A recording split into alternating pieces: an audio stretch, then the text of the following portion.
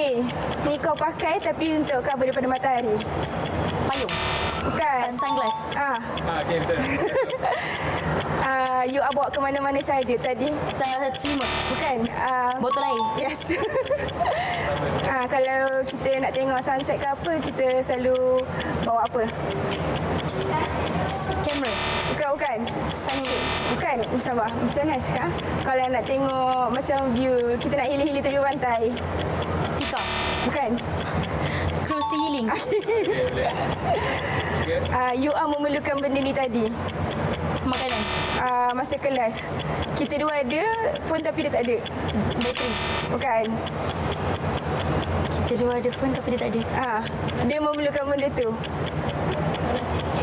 TikTok. Bukan untuk charge. Charger. Bukan. Boleh buat game mana? Apa? Boleh skip ke? Okey, tulis sikit lah. Okey.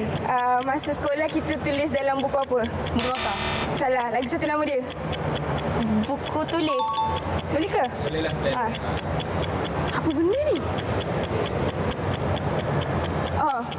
Orang busuk perlukan apa?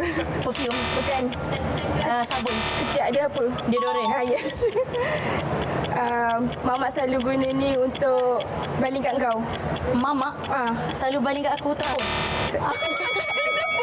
Mama baling apa kat aku macam mana? Mak. Mak, aku dah cakap aku pekak. Aku dah cakap aku pekak.